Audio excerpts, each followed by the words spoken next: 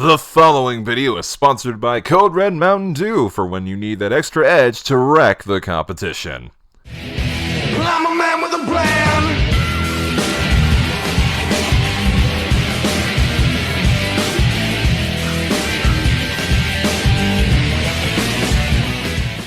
What's good, my amigos? CarToonZ here. So it is now 2017, and with that comes a new year and a new me. There's no more channel hacking, no more MacGuffin ambulance. No, I am officially back in business, and 20% more edgy. Now, since Toon and I are huge fans of Spider-Man and he's reviewing the first Amazing Spider-Man, I think I'll take a look at its woeful disaster of a sequel, Amazing Spider-Man 2.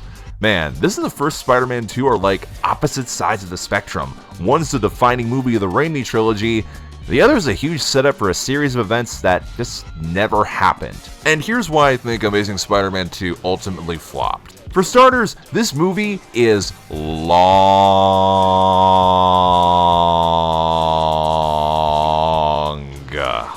And it would have been a lot longer too if they kept all the deleted scenes in. Yeah, there was a lot of parts of this movie that got cut out, and reading some behind the scenes stuff, there were a lot of key scenes cut, so of course there's going to be points where things don't exactly connect, and the pacing of this movie kind of just, goes all over the place. It's like you have a jar and it falls on the floor and breaks, and then you put it back together, and it's not exactly the same way you imagined it. You put it back together the best you could, but in the end, it's definitely not what, was originally supposed to be.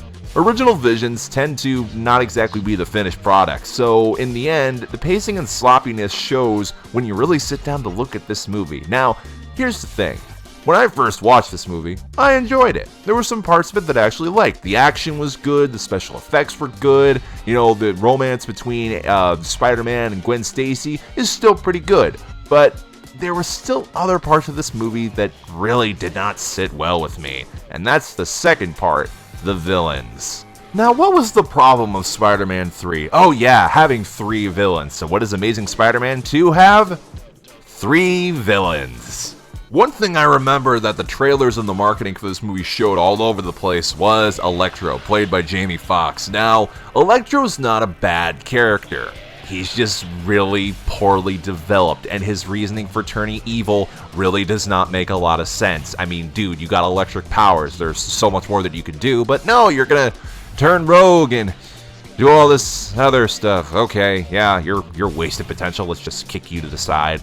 And then we have Harry Osborn, which is, makes me appreciate James Franco just a little bit more, but Dane DeHaan, or whatever his name is, the kid from Chronicle, yeah, I don't think he quite fits. And when you see what he turns out to be with Green Goblin, I can't take this seriously. This looks so freaking stupid. I mean, really, you're not the Goblin. You might be the Hobgoblin, but you're not the Green Goblin. Oh yeah, your dad was in this movie, and he's dead for some reason. Oh, you have an illness and the thing turns you into this goblin-like creature, thus you're the Green Goblin. Okay, that's just really stupid. Can we get Willem Dafoe back? Because let's be honest, Willem Dafoe's the Green Goblin is one of the best Spider-Man villains ever. In fact, he's like probably up there in my top 7 favorite villains of all time. It's so unbelievably bad, but you know what? You could at least laugh at it. This I just want to laugh at just for the sake of laughing at. It's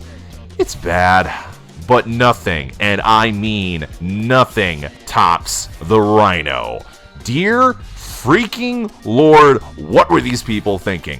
What is this? Is this the table scraps from Transformers? Was this all the rejected stuff that he just decided to throw together? This is not the Rhino. And I understand, we can't have this. It already looks silly enough. But you know what? The games made it look good.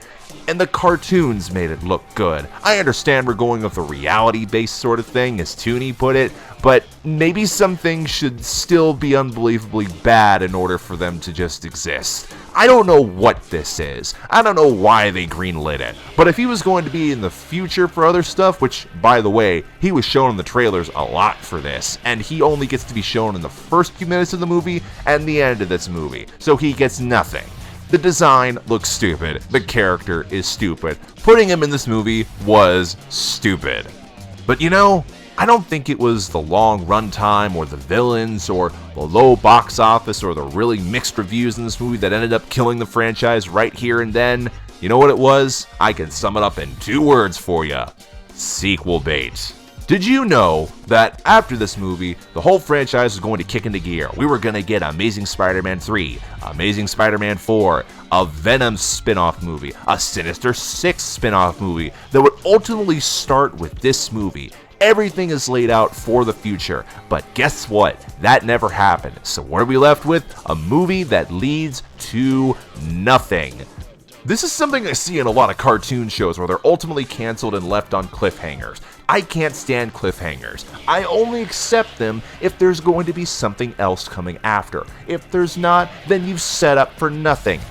You never, ever set up for something with your movies or your cartoon shows, which, by the way, I see this in a lot of cartoon shows. You never set up something big for miles ahead unless you know you can deliver it. Very simple. Incredibly simple, I would say.